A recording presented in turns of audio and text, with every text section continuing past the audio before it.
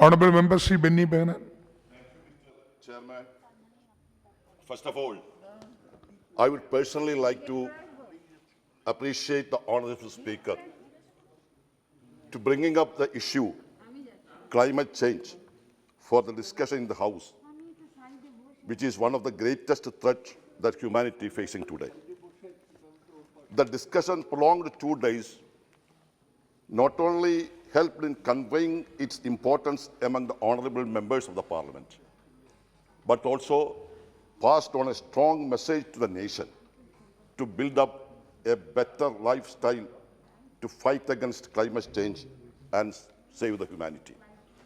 Sir, let me start with the wording of the Honorable UN Secretary General. Wording from the COP 22nd concluding session in Glasgow, United Kingdom. We are in fight of our life, and this fight must be won. Never give up, never retreat, and keep pushing forward. The Intergovernmental Panel of Climate Change submitted their 6th assessment report in August 2021. It showed without doubt that climate change is not an issue of future, but climate change has already changed and is changing. So, sir, the phrase climate change, we have to change, it is a climate emergency. Sir, reporting the IPCC report, the BBC called the Code Red Humanity, indicating the highest level of alert to humanity. Climate change is a global issue, and all the parts of the world will have to impact. Sir, climate change refers shifting temperature and weather patterns, mainly due to greenhouse has emissions that act as like a blanket wrapped about the earth. Major greenhouses emission is due to carbon dioxide and methane.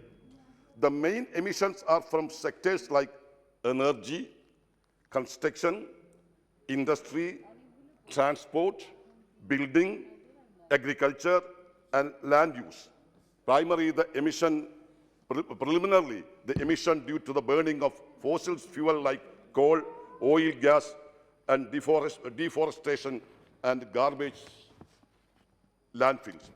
The consequence of the climate change: melting polar ice, rising sea level water, intense droughts, forest fires, water scarcity, intense storms, flooding, degeneration of biodiversity.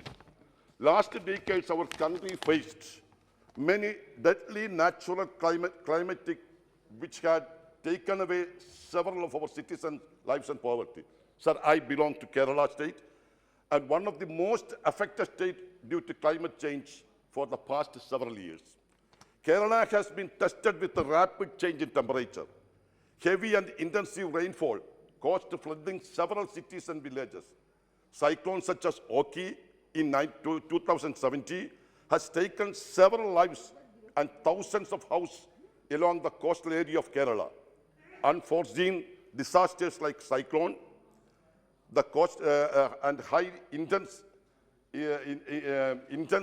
and diverse devastated Kerala from the last several years, resulting heavy floods, cyclones, landslides, and landslides, so on. Unfortunately, human activities such as change in land, unauthorized and illegal encroachment of coastal areas, construction of ecologically fragile areas, unscientific construction, deforestation, illegal quarries on highly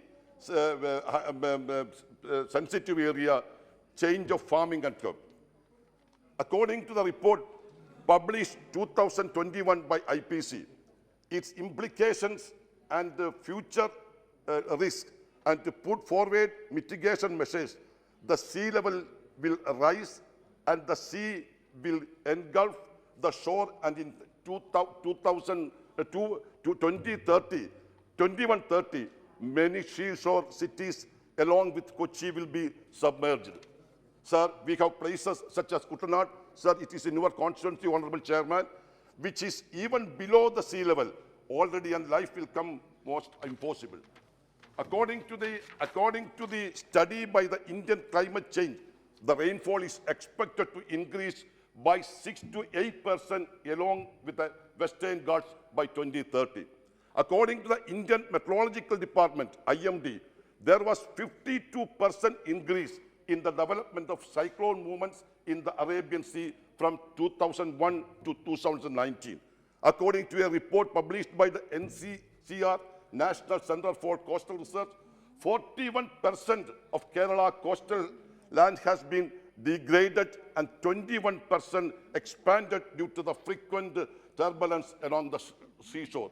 Such extreme climate changes may devastate the state as well as the whole nation, the whole world, unless otherwise we take precautionary and mitigation measures to protect our planet.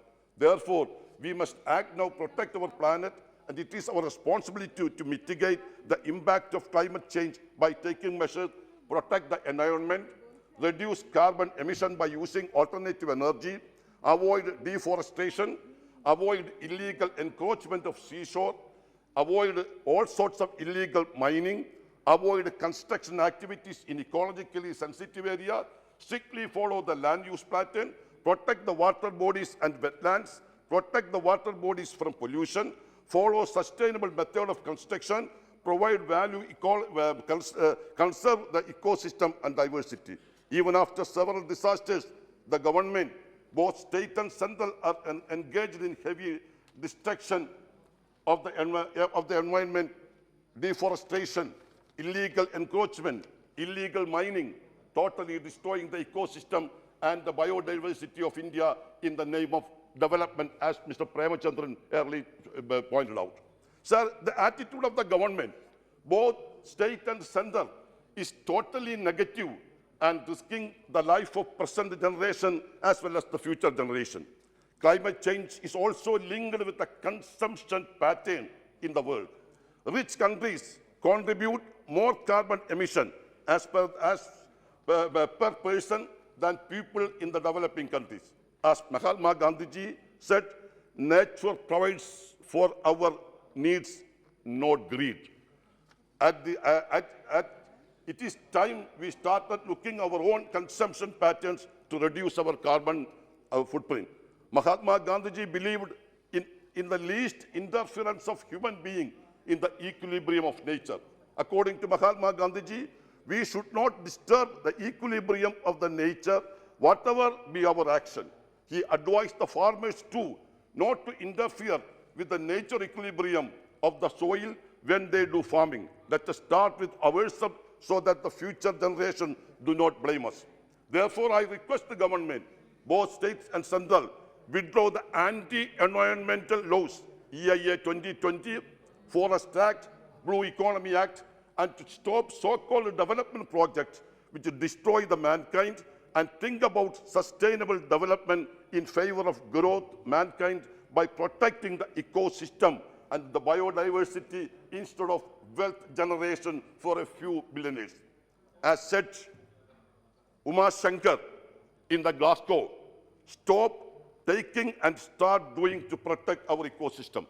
Sir, before I conclude, I want to quote few lines of the famous poem of Srimati Sugata Kumari, you know.